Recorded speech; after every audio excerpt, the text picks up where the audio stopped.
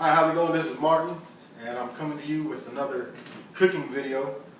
This one is one I've been wanting to do for quite a long time now, just didn't necessarily have the chance or the time to. But today I'm bringing you beef brisket, Texas style, of course. And I know there's already a ton of videos on YouTube outlining how to properly smoke a brisket. So let me go ahead and say this. My method is not any different than most of the other videos on YouTube. We basically do the same thing. We've got a brisket, we've got a dry rub, we use smoke and heat to cook and flavor. That's basically it. Okay, now I'm not saying that my video is going to be any better than anybody else's. So what I'm trying to say here is, if you like some of the things that I do in this video, go ahead and give them a try. Okay? Or you can incorporate some of my techniques with the techniques of somebody else's video. What I'm trying to say is, brisket is basically what you want it to be, what you want to make it. I'm going to start here with, as you can tell, I've got 5 briskets here that I'm going to cook for my grandmother's birthday this weekend. And it's a good thing that they were actually on sale at Walmart for $2.78 a pound, USDA choice briskets. So I went ahead and bought 5 of them. What I'm going to do basically is I'm going to trim some fat off of these. I'm going to mix my dry rub, and then we're going to throw them on the cooker. Okay? Let me go ahead and start by telling you guys about my dry rub.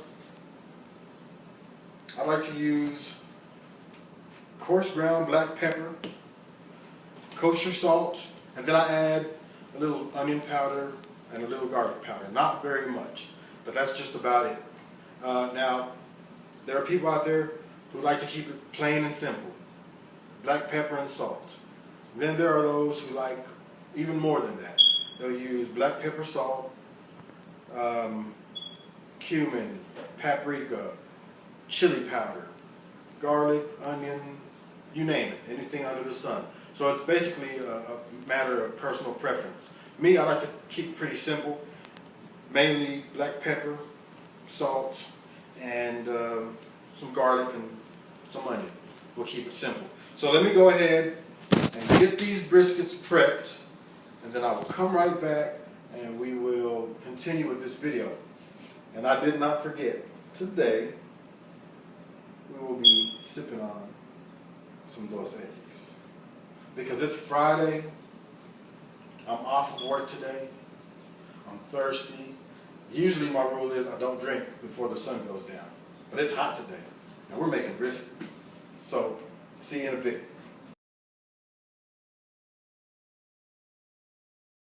Alright, we're back. This part of the video, basically I've trimmed some of the fat off of this brisket. Not too much, but just enough. You're going to want to keep at least a 1/4 inch of fat on this here. And what that's going to do is it's going to insulate it from the fire. And then I also know that some people believe, and I'm one of them, that believes that the fat kind of tends to render down and baste the meat. That's kind of the way I see what fat does. Anyway, at this time we're going to go ahead and rub the brisket. Now, as I was saying earlier, as far as rubs go, there's a whole bunch of different ways that you can go about it. Same with what you use to hold your rub on. Me, I like oil. I prefer vegetable oil. Today all I've got is olive oil, so I'm going to make it work. Some people use mustard. Some people don't use anything at all. So again, that's going to be personal preference. Me, I like a little oil to help hold my rub on. So I'm going to start with a little olive oil here. I'm going to rub it down just really nicely. Also, when you do go to the grocery store and you choose a brisket, make sure that your brisket is floppy like this, okay? See, that's nice and pliable. If you get a brisket that is tough, and I don't know because this is, I've always made sure that I get nice pliable brisket.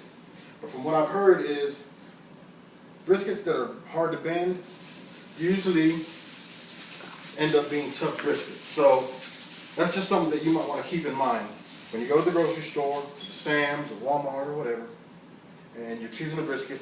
Make sure you get one that you can fold end to end, just like that.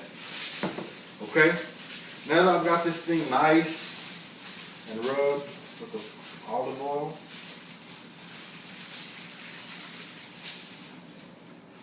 now I'm going to use my rub. Again, like I said, my rub is pretty simple. It's salt, pepper, and some garlic. Okay? So let me get this thing rubbed down just real quick.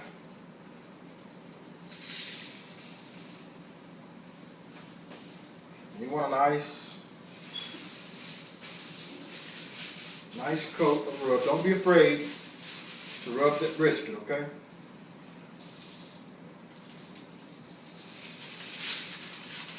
You want to get it all over.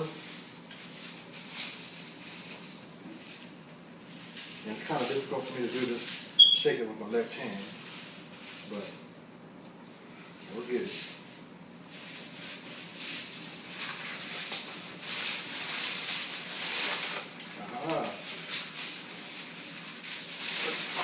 Flip this joker over.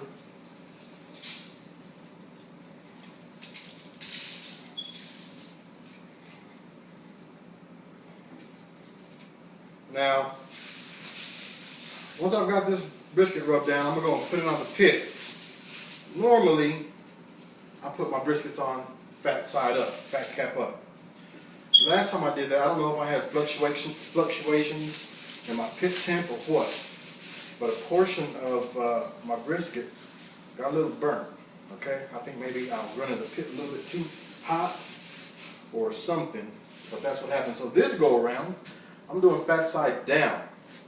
And so that way the fat cap will protect it from getting burnt. Then I'm going to wrap it, but that's going to be later on in the process, okay? So let me finish rubbing these briskets down. I'll go put them on the pit, and then we'll get to the next part of this video, okay? See you guys in a bit.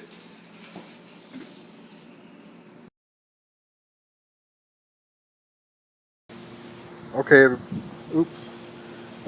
Here's what I've got going so far. I just opened the doors here on this pit, so my temp will take a few minutes to recover. I'll show you what's going on here. I've got 1, 2, 3, 4, 5 briskets on here. Again, sitting at 200. I'll get up there to about 225, 240, or anywhere between 225 and 250. So I'm just the rest of the cook, or for the next few hours, what I'm going to do is I'm going to lock the doors because I won't need to open them again for at least another 4 or 5 hours. So I locked the doors to keep me from peeking. So all I'm going to do for the rest of the evening now is watch the temp and drink some beer. In about 4.5, 5 hours, what I'll do is I'll come out here and check the temps. And once they hit about 165, 170, I'll wrap them. And then I'll throw them back on here and let them cook overnight. The good thing about it is I don't need to put I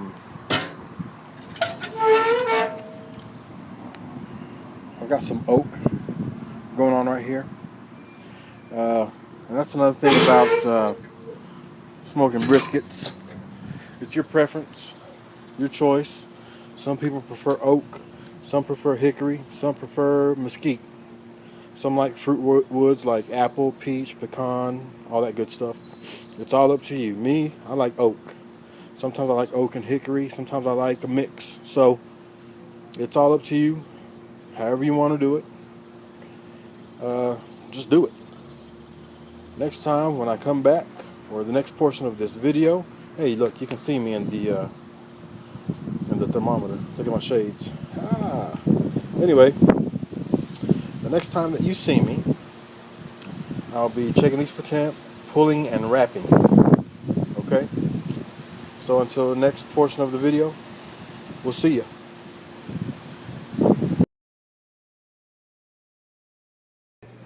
Okay. Had the briskets in the pit for about 5.5 or 6 hours now, so it's time to wrap the briskets. We get these wrapped up, then we're gonna put them back on the pit. Now, just like with the rub, just like with whatever you use to hold your rub on, there's a lot of different ways to do brisket. Me, I used butcher paper last week, and I love the results. They were awesome. A lot of people have been getting a lot of really good results using butcher paper. So that is now my preference. I used to use foil. Some people still use foil. Some people don't wrap briskets at all, okay? But as for myself, I'm using butcher paper. So let me go ahead and get this thing wrapped up. We'll put it back on the pit. We're going to wrap the rest of them up as well. Put them back on the pit. We're going to let them continue to cook overnight, and we'll pull them in the morning. Again, wrapping, some people do it, some people don't. Some people like foil, butcher paper. I like butcher paper. It works. People have been getting good results. So let me get them wrapped. We'll see you in a bit. Oh yeah, okay. Look at that brisket right there. Wrapped nice and tight in butcher paper. Now I'll explain what I understand about the whole butcher paper deal here real quick.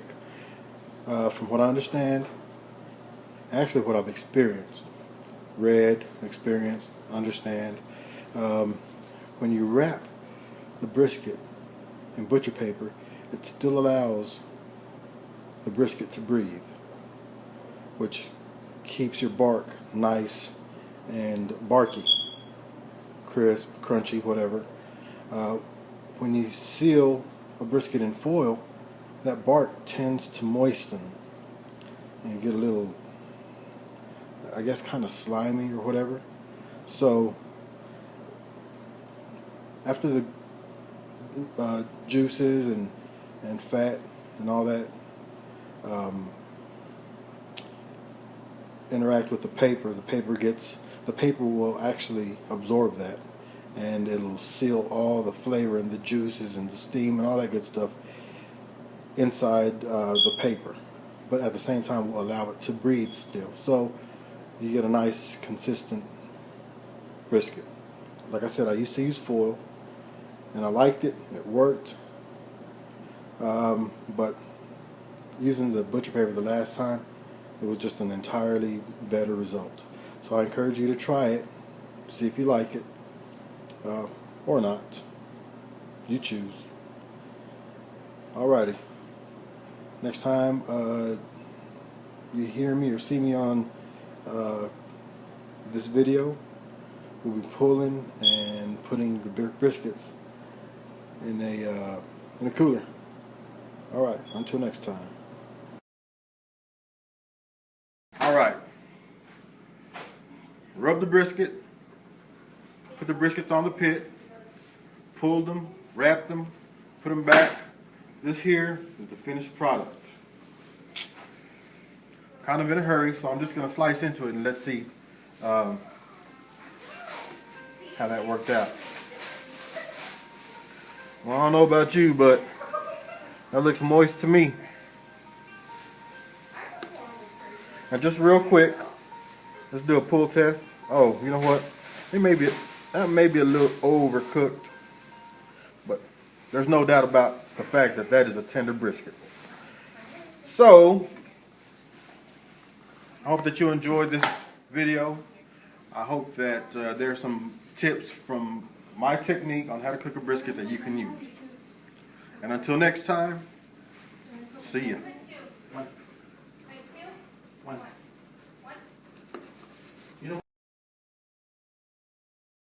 No, hold it the other way. Sideways. Okay, go. Look at that. Look at that. Look at that. Oh yeah, look at that. Look at that. Look at that. Moist. Look at that. Moist. Pulls apart. That smoke ring.